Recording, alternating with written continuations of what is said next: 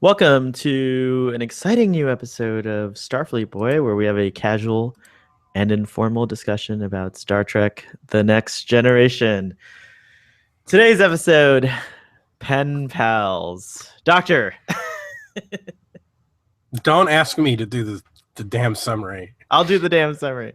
All right. Okay. It's a very simple summary. Data makes a interesting mistake where he accepts the When it's Data, it's interesting. If it were any other member of the crew, Data's the Hillary Clinton of that show. Anything he wants, and the FBI forgives him. Thank you. Wow, that was really crazy. It goes to show that you are a biased and conscientious voter. I can see a non-biased, I should say. Sorry, non-biased, because we know how much you disagree with Donald Trump as well. But as well, yes. But wow, this show's getting a little political. It's getting a little crazy. But anyways, the the mistake he makes is he accepts the communication from basically the equivalent of a ham radio signal out in space, where an unknown species is sending out a general message, and Data receives it, and it's basically, "Hello, is anybody out there?" And he answers and he says, "Hi, it's me." And he's been in the conversation with this person for 8 weeks before he brings it to the attention of Captain Picard. And by that time, they realize it's too late, because, well, now there's a whole Prime Directive dilemma. Do we save this child because her planet's blowing up from dilithium crystals that are aligned in a specific way to cause geological unrest on a planet, or do we let her die because it would be a violation of the Prime Directive to identify ourselves to this culture and species which has not yet attained space travel? Very simple.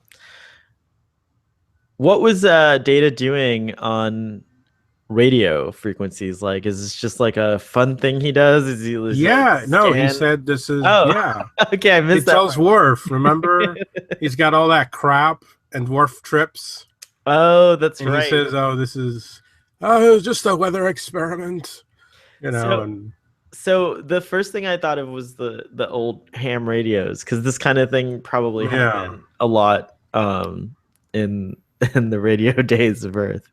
What's that movie, Frequency, where somebody hears their father who died like 20 years ago or something? Oh yeah, that's Dennis right. Quaid. Yeah. So that's the summary.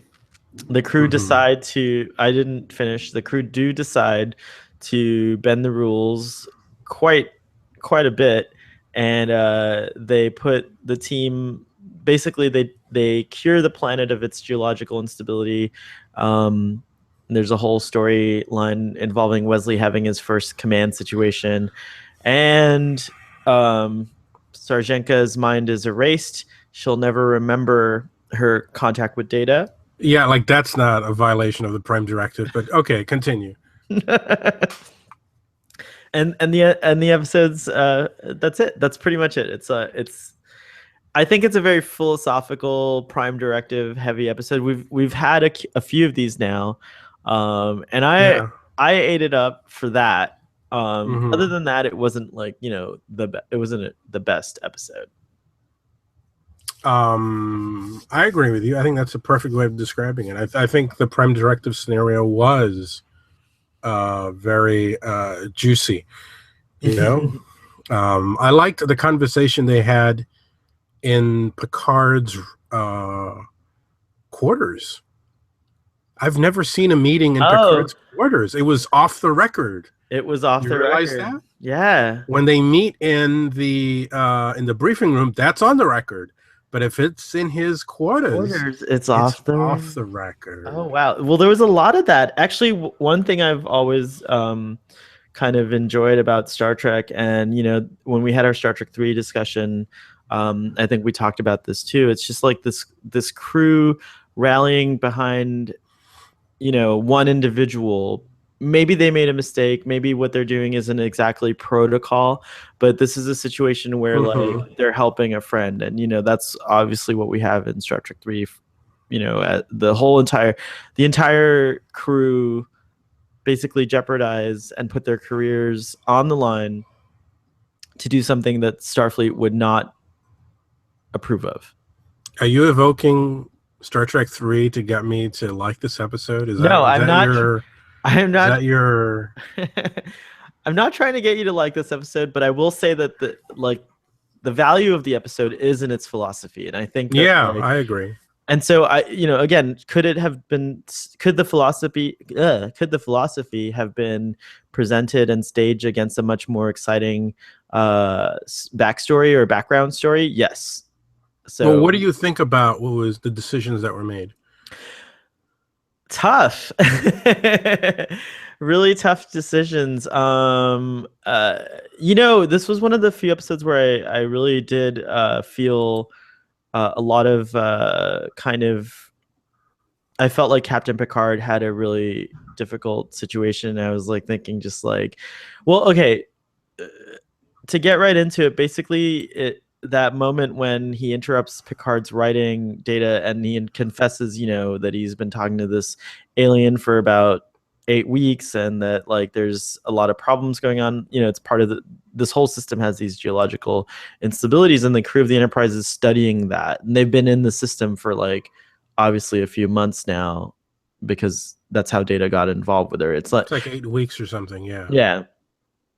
Anyways, which is interesting. On the one hand, it's kind of cool that the Enterprise does these like long-term missions in star systems. Like they're literally surveying every planet. They're like, going through there, and they're probably going to be there to observe the destruction of a planet. One of the planets that they were orbiting, I think it's her planet, at one point looked like Mustafar, and I was like, oh, maybe that's what's going on Mustafar, is that the lithium crystals are aligned in a lattice formation. I don't know. There's a lot of intriguing science stuff there. But anyways, going back to the decisions, I think that the decisions were the correct decisions, obviously, from a humanistic standpoint. Were they the correct decisions from a larger perspective, which is non-interference? I don't know. I don't think they were. But there's a lot of juicy stuff, as you said, and a lot of implications here to talk about. So I guess let's talk about the Prime Directive for a second. What is the exact Prime Directive? Do you know? No. Neither do I. So we're going to look it up. The wording, that is. We know what the spirit of it. Right. Well, while you're looking that up, one of the things I found most interesting about that episode was the conversation in Picard's quarters and the stance that the different members of the crew were taking. Worf's was expected. I expected Worf to say something along the lines that he did. Excuse me. By the way, that was great drama in the captain's quarter, like the whole discussion. Oh yeah, that was actually really wonderfully pulled off. And I thought that it was interesting, like how Worf says, well, she matters to Data, and then Dr. Pulaski's like, but does that negate the emotion of it? And he doesn't have an answer. He's kind of like, he's also just as confused about it, I thought Riker's reactions were interesting. I don't know if he's just still pissed off from his dad having just been there. Mm-hmm. I thought Riker was very much aligned with Worf's interpretation, and he was of the opinion. I mean, I think he had some off the cuff mark like, "Oh, what a vicious cycle we're in," or something like that. Like, I don't know. He seemed to be opposed to the whole thing. I don't think he said it in direct words, but it seemed like he was opposed to interfering, and he seemed to be almost not angry, but a bit perturbed. I think he was perturbed and concerned because he saw. Oops, sorry about that. I think he was a bit a bit concerned because you can't keep these. I mean, like, it's off the record to a point.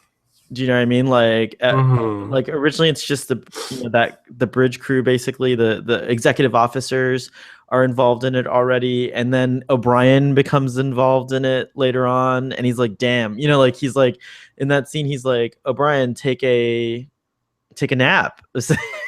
And O'Brien gets his meaning, but that's more and more people that are involved, and so it's a very dangerous implication, because if this is not going to go on the record, and it comes out, it's kind of like what happened in Star Trek Into Darkness with Kirk and the crew. They decide to help that same, actually, interestingly enough, the Nibiruans had a similar problem on their planet. It was geologically unstable, and this volcano was going to create a catastrophic series of events which could have destroyed the civilization. And for some reason, Spock is compelled, maybe he had a pen pal. Wow. Do you know what I'm saying? You're like, oh shit, you just tied it in somehow. Wow. I'm really happy that you're not using Star Trek Insurrection. I actually thought you were going to go there for a minute. No, but like, you know what I mean? Just from the perspective of like the violation of the Prime Directive. And it turns out they would have gotten away with it scot-free, so to speak, if it hadn't been for Spock himself turning in a log entry that contradicted Captain Kirk's, and that's what brought up the problem. Remember, like, and it's similar in this situation. It's totally different because the crew are in concord here, and they're all agreeing as a team to do this. So I don't think any of them are going to create a log.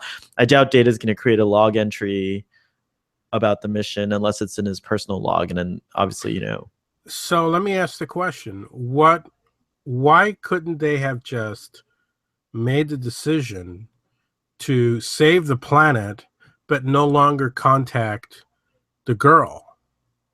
Well, there was this specific scene where Data actually loses contact with her and is concerned. Yeah. So he beams down. That's the only reason. No, again, but before at that part where Picard orders him sever communication with the girl, and it seems that it's only after they all hear that just annoyingly cute voice that everybody suddenly is like, oh, we have to help them because the voice is so cute. And I'm like, why couldn't you have just saved them without hearing the voice, but not violated the Prime Directive any more than they had?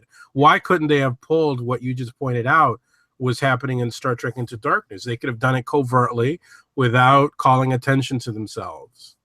Except that they do with this gigantic starship coming out of their ocean, but the plan was not to do that. Yes, but I, that's a really great slightly question. Askew. Yeah, that's a really great. Right.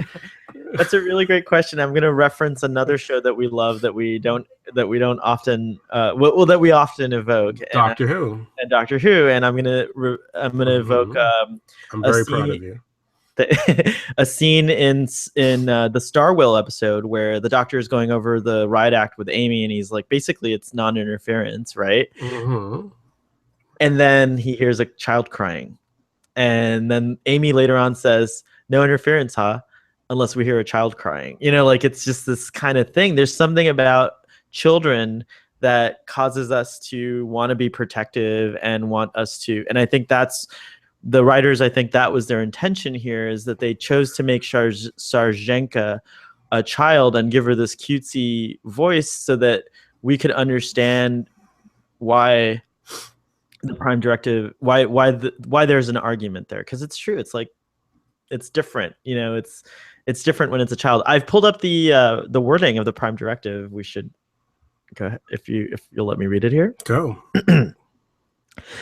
Nothing within these Articles of Federation shall authorize the United Federation of Planets to intervene in matters which are essentially the domestic jurisdiction of any planetary social system, or shall require the members to submit such matters to settlement under these Articles of Federation. But this principle shall not prejudice the application of enforcement measures under Chapter 8. Note that the above bears a striking resemblance to the text in the actual United Nations Charter, corresponding even in exactly the same chapter, article, and paragraph number, and with the reference to Chapter 8 allowing exceptions for enforcement. It has been further defined in this way. So here's more of the Prime Directive.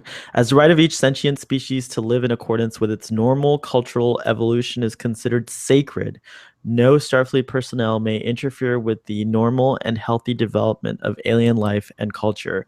Such interference includes introducing superior knowledge, strength, or technology to a world whose society is incapable of handling such advantages wisely.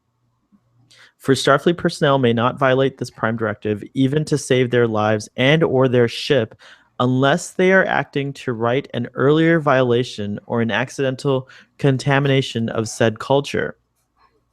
This directive takes precedence over any and all other considerations and carries with it the highest moral obligation. So very, very clear very clear in that Data did violate the Prime Directive by even engaging in a communication with the species without knowing who they are. Mm-hmm. Yeah. So I mean, it is, or he handled it incorrectly, I should say, because first contact is first contact, whether it's by radio or by a ship. That's it. Star Trek. This is reminding me of all kinds of Star Trek lore. I don't know how much of this is actual canon or how much of this is my head canon or anything like that. But there is first contact. Mm-hmm. is the depiction of the first contact between humans and an alien species, which happens to be the Vulcans. And I think this is referred to in the original series. We know about it. I think it was like, dropped, and then it comes to its realization in Star Trek: The Next Generation. It's realized on film. And I think that's where the Prime Directive comes from. The Vulcans had this kind of policy of non-interference, and unless they saw that a civilization was warp capable, that was their criteria. Remember? Mm-hmm, yeah. So I think that evolved into the Prime Directive, and it makes a lot of sense because there's a lot of people that wonder, like, why aren't there any alien civilizations contacting us? Why is there no evidence of alien life form out there and stuff like that? And the fact is that humanity probably hasn't reached a level of technological, societal, and planetary prowess, if you will, to justify induction into a federation of planets. If there is one, there may in fact be one out there right now. They're waiting to see if we elect Trump or not. If we elect Trump, then we're not getting in the Federation. No, we're definitely not going to get in the Federation. We're not getting in the Federation. We got to wait another 4 years. But outside of that alone, I mean, like, our planet is still, there's so much conflict all around the planet. We haven't figured out how to manage our resources. We seem to be destroying our planet's natural balance, with our own interference. We have societal problems like homelessness and hunger. When we know many scientists, analysts, experts have said that the resources we have, the level of technology, wealth, and resources to end hunger and end homelessness all over the planet. Right. All of these things are available to us, but we're not utilizing them. So are we ready for first contact? Are we ready to become a part of a galactic civilization, or even like an interstellar civilization, let's say? No, I don't think so. We wouldn't deem people like us ready if we were more advanced. I think that's the point. Unfortunately. Sadly. And that's the point of the Prime Directive, but it's also to protect us, because which Picard says. Yeah. That's an exact quote. Yep. And yeah, so I think that from that perspective, the decisions that were made in the show, I agree with. Were I in the situation, I would do the same thing.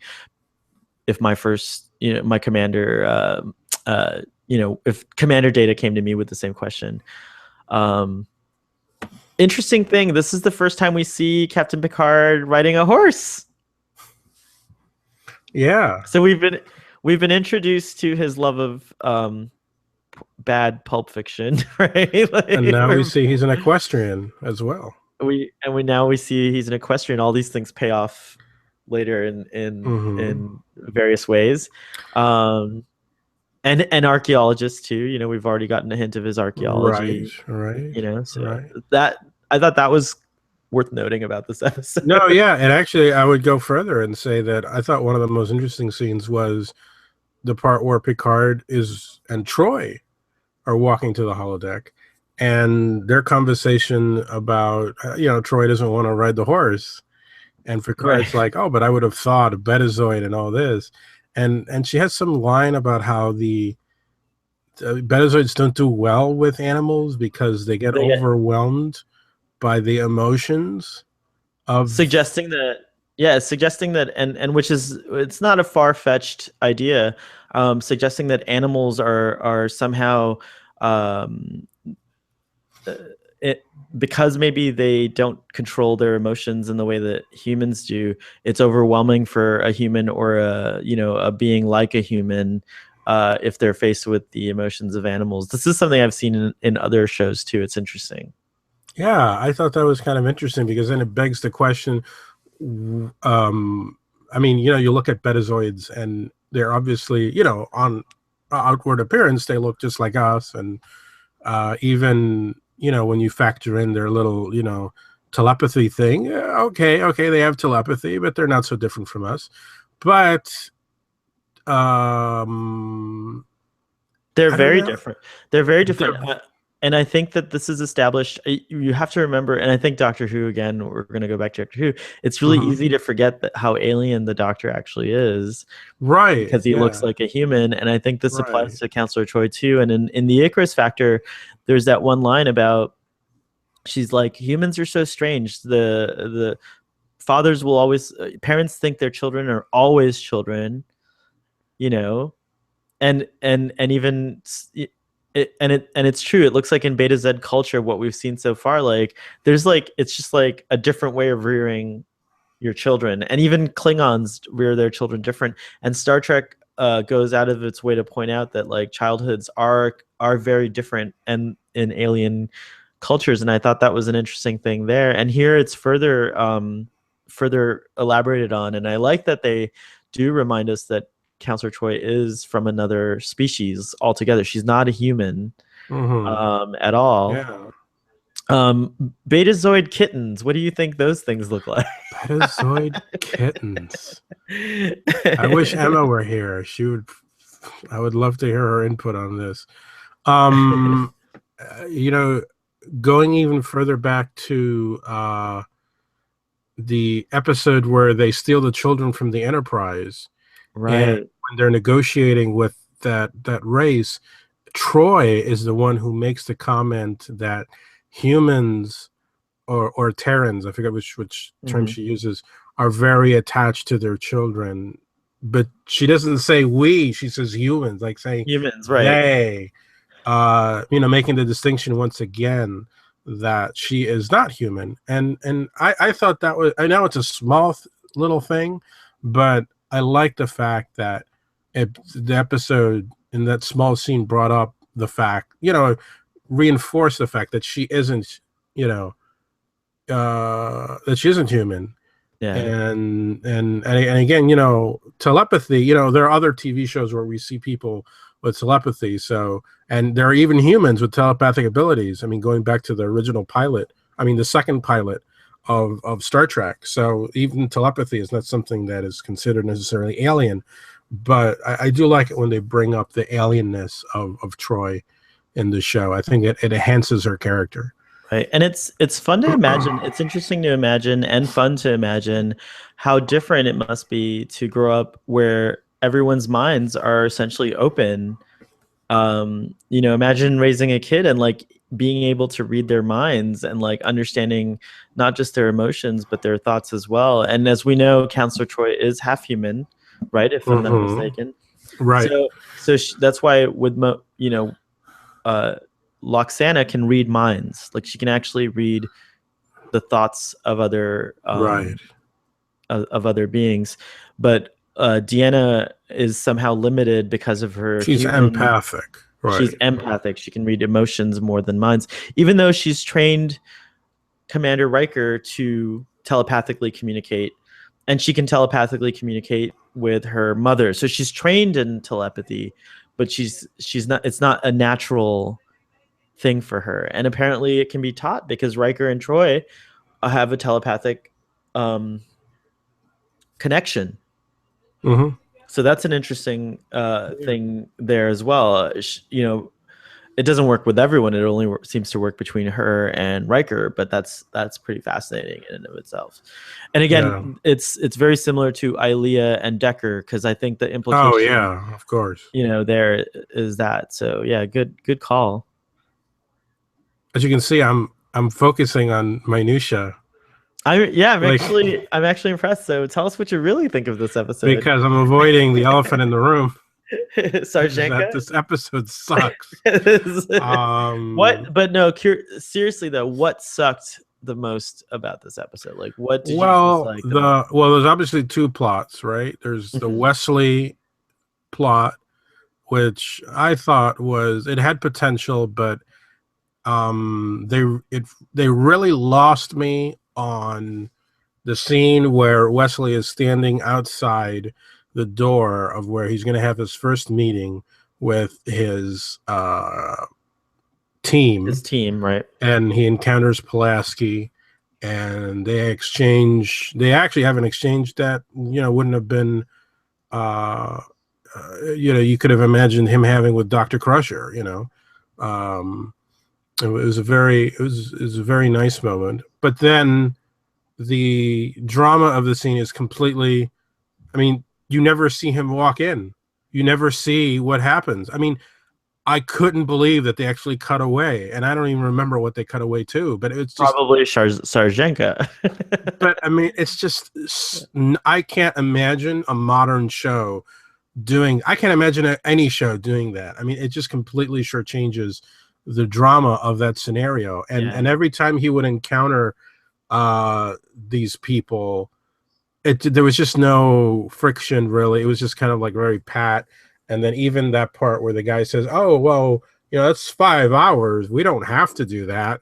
And then when he comes back and he gives the order after he interrupts Riker's little booty call that he was going to get onto with that girl in 10 forward,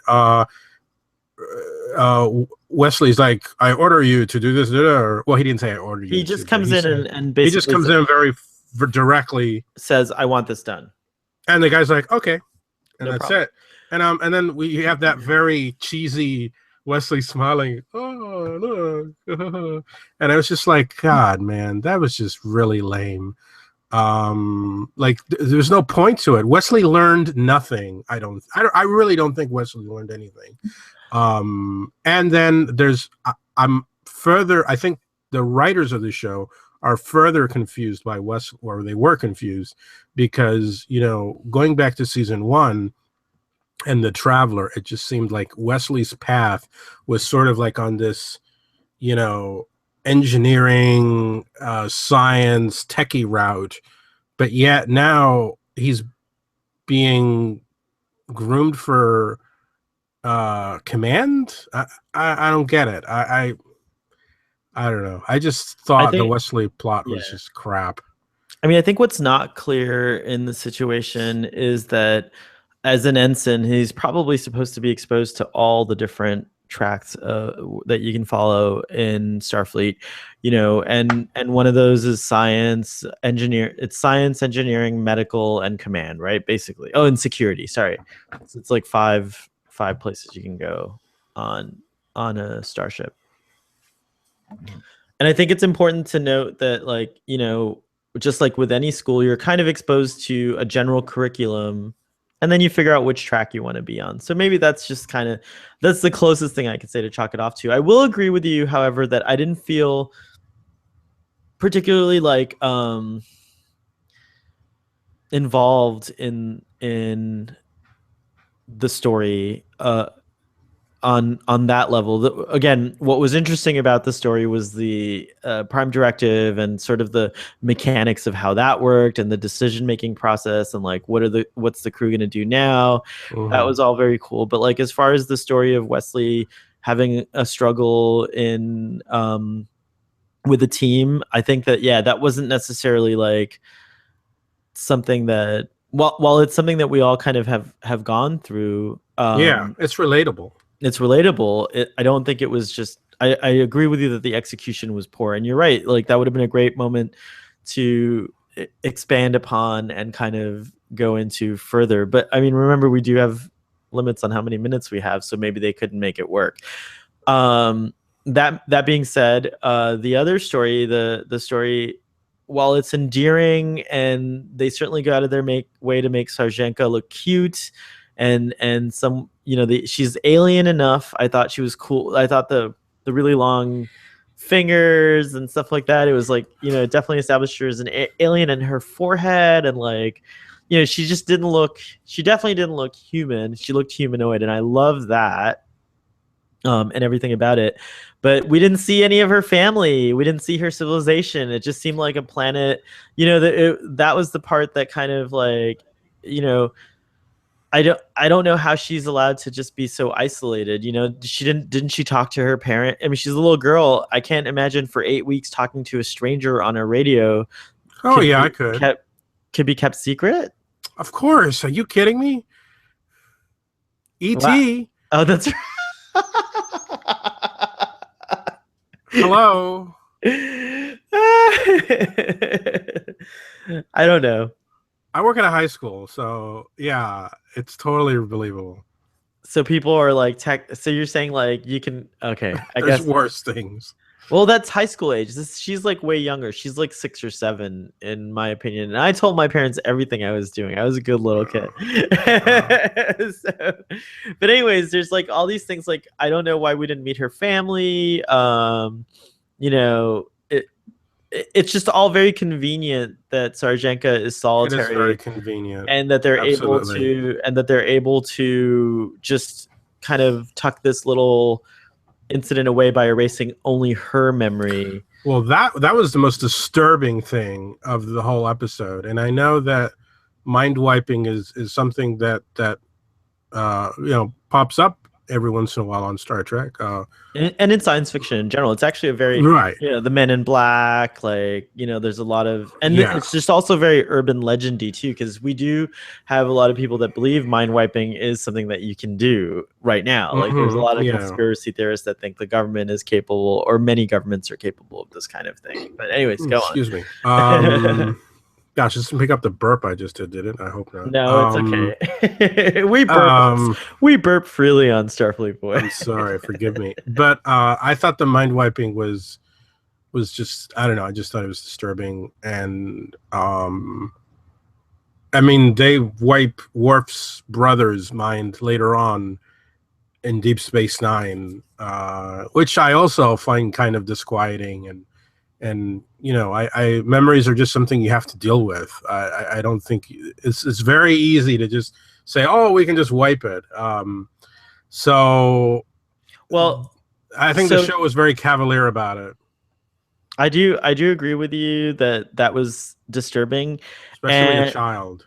Well, yeah, and I'm surprised she stood for it. I mean, I don't think she was there. It was Pulaski who did it. But I'm surprised Troi didn't raise some objection or something. She had a line that I think is something that is a valid argument for the mind wiping, and she says she has to be the person she was born to be, and Data, you'll remember her. Who said that? Pulaski, because Data said that to Data. Yeah, in the scene right before the mind wipe.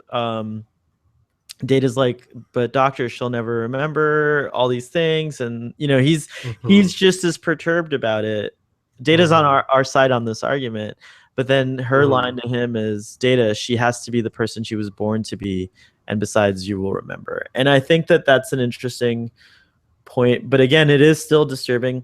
You know, it does evoke a lot of fear, because I think our memories make us who we are, and they give us a sense of continuity. And Sarjenka's going to have a gap in that continuity. And imagine the implications. I don't think that they mention on the show is she's going to wonder, why don't I remember 8 weeks of my life? Eight or 9 weeks of my life, you know. And it might, so this is the same thing, you know, going back to Doctor Who, it's like the Doctor meets Amelia Pond, and then he's supposed to come back in 5 minutes, and it ends up being 12 years before he comes back. And Amy is considered a crazy person. Like, she's put into therapy. She's like, you know, she can't prove any of this to her peers. Like, how do you prove that? Like, it's like this man in a blue box that said police, you know, like, he's a time traveler, and he, you know, like, blah, blah, blah. It's just like, sounds crazy. It sounds crazy. And so I can understand wanting to spare Sarjenka that, because, and that I think is the spirit of the line of, she has to be the person she was born to be. Data, her knowledge of Data and everything else has now interfered with who she was born to be, you know. Counter argument, so is saving the planet. She was born, one can argue, she and everyone on that planet was born to die with the planet, which was Riker's and Worf's argument. And so so again, very juicy philosophically. What's the right answer? I don't know. Do I agree with what happened? Yes and no. It's hard to say. It's hard to say what I would do unless faced with a similar situation. Yeah. I guess, you know, the extended universe, let's say, there's a series of books called Star Trek Corps of Engineers, which are ebooks, and they started, I think, in 2007. Sarjenka's planet eventually joins the Federation. And she becomes a doctor. And she becomes in this series of books, she serves aboard I guess it's like an engineering ship. I guess they tackle engineering problems around the galaxy or whatever.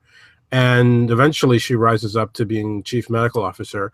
But there is a story where she encounters Captain Picard at an archaeological dig, and she is reunited with the memories of those 8 weeks, and she is upset. Yeah, she is greatly upset with Picard for having that stolen from her. I haven't read the book, so I don't know what the. I love that, though, that someone actually wrote a story based on this episode that, like, really interesting. Wow, yeah, I can see, I can hear it in your voice. I was quite surprised when I saw that. Yeah. Wow, but you know, that is a cool. This is what I love about Star Trek, is that, you know, these stories can just continue on and on and on forever. What I don't know if I will read this book, but if anyone has read the book, I'd be curious to know how Picard dealt with the situation. I'm gonna see if I can. Am I able to share, or is it only you? Let me ask you a question. If on your Google, do you have this little green square with an arrow in it on your Google command screen? Let me see. Let's go back. If you mouse over the video, hey everybody, this is a moment where we're training you how to use Google Hangouts. So if you mouse over, you should see controls on the left-hand side of your screen. Like, there's a blue chat button, and then there's screen share. I see screen share. Try it. Let's see what happens. Okay, let's see what happens. Here we go. All right. Okay.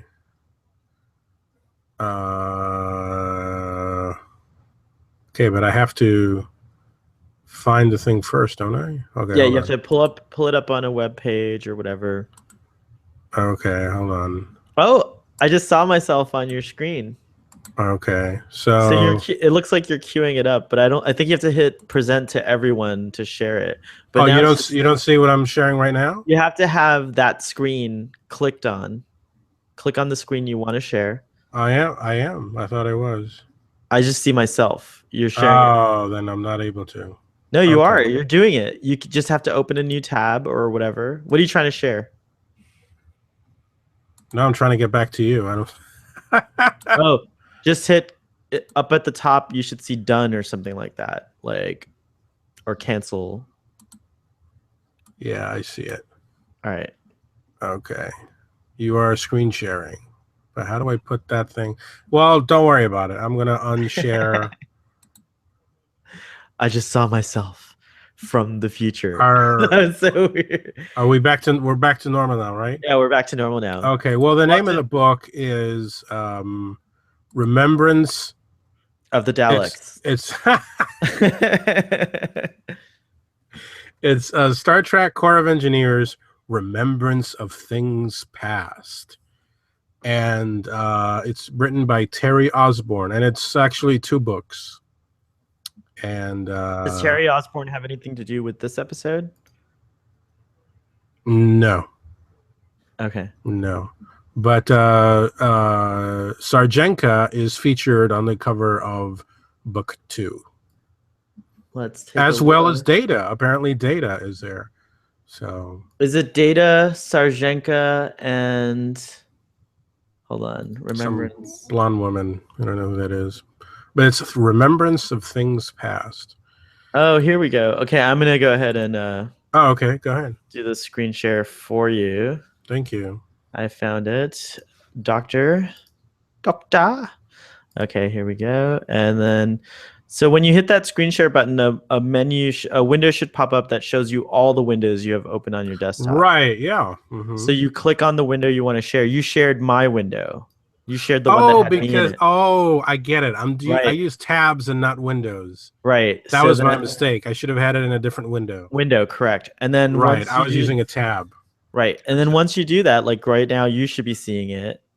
Yes, we all are. There we go. That's the then book. you hit present to everyone. There's another button. You have to do that. And now apparently everyone is seeing this. Okay. So, yeah. So that's the image you were talking about. And there it is. That's it. There we go. There's Dr. Sarjenka. Dr. Sarjenka. Very cool. And that's an interesting looking ship there. I'm not sure what class that is, but well, that's the ship that they use in that series for Star Trek Corps of Engineers. Very cool. Yeah.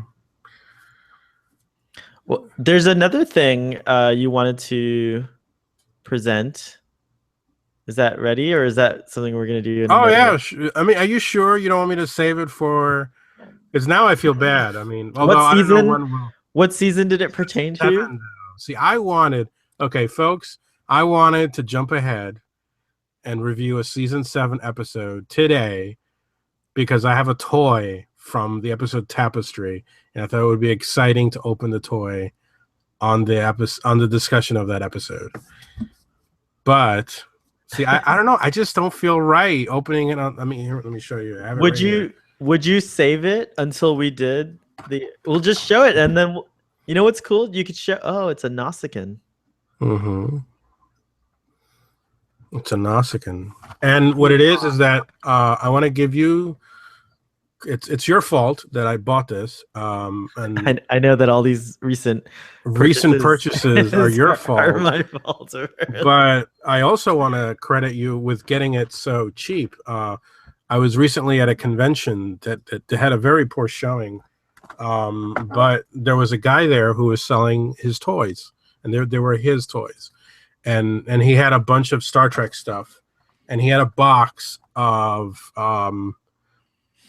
it was 3 for $9.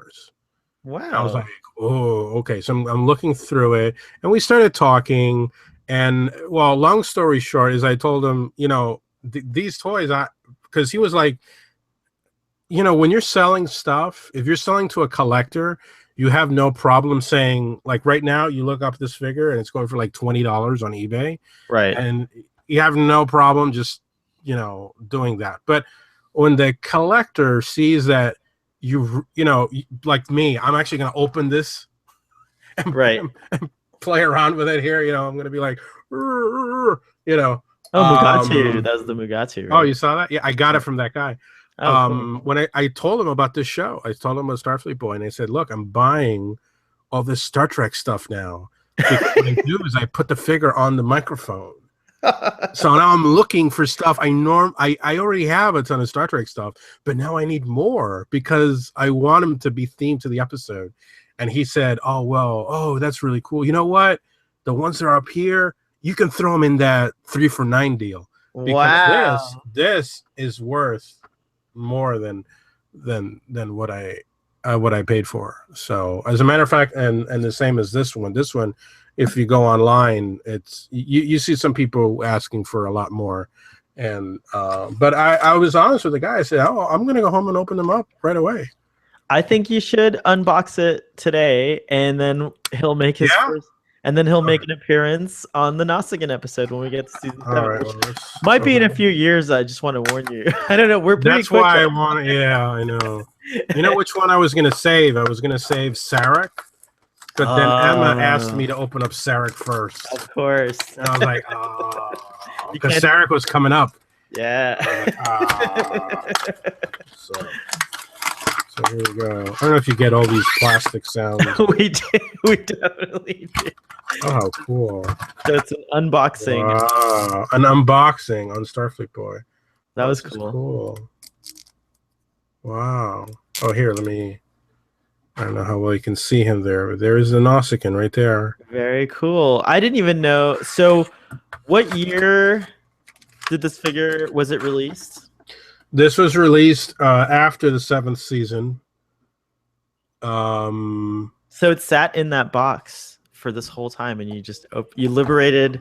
I'm in that same camp, by the way. I don't think like action figures and toys should be purchased by collectors. I do think there are plenty to go around, so whatever, that's fine. But when a child who really loves Star Trek, or a person who really loves Star Trek, wants to open one, I think there's nothing wrong with that, and I think that's very cool that you opened it. Oh yeah, yeah. I had a friend growing up who had an extensive toy collection, and a lot of it wasn't me. Well, you're also you're also a friend, but the difference. Someone else. I have a couple of friends who are collectors, but the philosophical difference was, well, okay. So first of all, I met you. Oh, I know who we're talking about. No, yeah. Let's just keep it that way. Okay. So there's a philosophical. Well, the difference is that like I met you when I was in middle school. But I've known this person. I knew this person growing up, and one thing that I disagreed with. I don't think it's wrong that he chose to do this. I think it's interesting, and I think it's certainly, perhaps his collection has brought him great wealth or value now that he's an adult. But at the time, I remember he had like some figures. He only had the one figure. He didn't have one to play with, and that was actually the majority of his figures. But he had like every Star Wars figure in a box, everything. Oh my god, like, that's terrible. No, it's not. I mean, I understand that. Like, he's a collector, like what you said. You know what I mean? Like, it's a different kind of collector. You know what I mean? But I just thought, as a kid, was like, why don't you want to open them and play? Why don't you want to open them? Yeah, exactly. I'm the same way. It was so alien and foreign to me, and I opened all my toys. Like, I played with them. Some of them melted under magnifying glasses, which I, like, ouch. They were attacked by phasers. I mean, like, you never know. And then, and then I saw Toy Story, and I thought, all these poor figures, they come to life at night, and I've mauled one now. So that's bad. Do you remember the episode of Amazing Stories with Mark Hamill? I do not. Where going back to the Nausicaan for a second, there seems to be something reflective in that knife. Oh, I think it's just a light. Oh, okay. I got all excited. But yeah, I guess this is the knife that he stabs Picard with. Yeah. See, these are the cool details that these toys have. Like they'll have the knife that's used in that scene and lots of stuff like that. So I really enjoy bringing out the toys for the episodes that we do. Very cool. I look forward to doing more of that I look as we forward continue. I look forward to seeing that Noss again and when we get to season 7, and we'll have to remember this moment when he was unboxed. Yeah, when he was unboxed. Very cool. Captain, he has a name. Captain Dathon. That's his name, Captain Dathon? Wow. Okay. Cool. Everyone's got a name. Yeah. You are correct, sir. So shall we give our rating and wrap it up? Wait a minute. Oh. We should consult the book.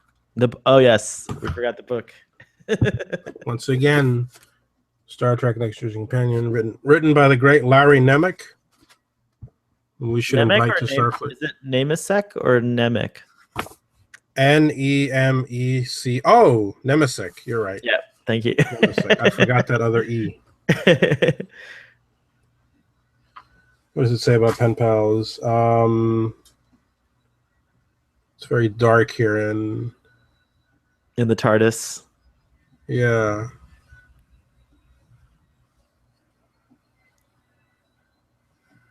I hear a sound. Is that like a train passing or something? Perhaps. I think it's the refrigerator. Oh, fascinating. You should have that looked at. Yeah. Apparently, yeah, there's nothing interesting worth noting. Whoa. The writer had as an interest in horses and worked that into the episode. Well, it ended up being probably one of the more significant things about this episode was the equestrian leanings of Captain Picard. All right, so I'm ready to give my rating, and I'm going to give this episode. Originally, when we first started talking, I was going to give it a 4 or a 4.5, but after our discussion, I'm going to give it a solid 5. Just because of the Prime Directive stuff.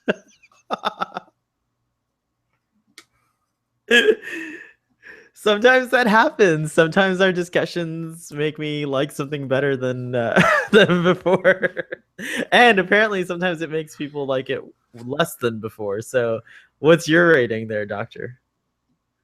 Look, it comes with a mug that they drink from.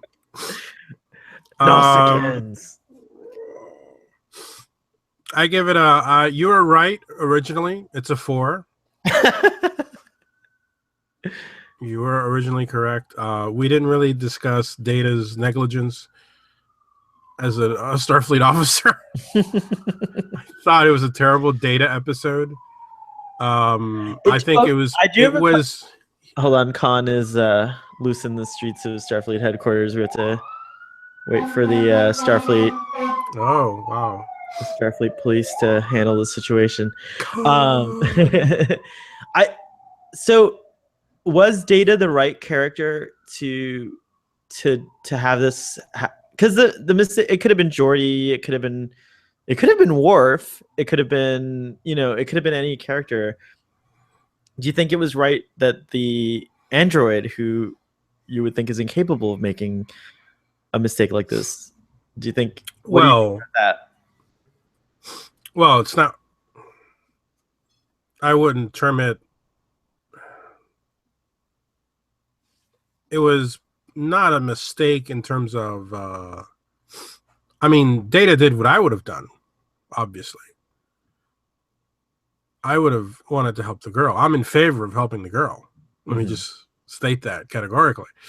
But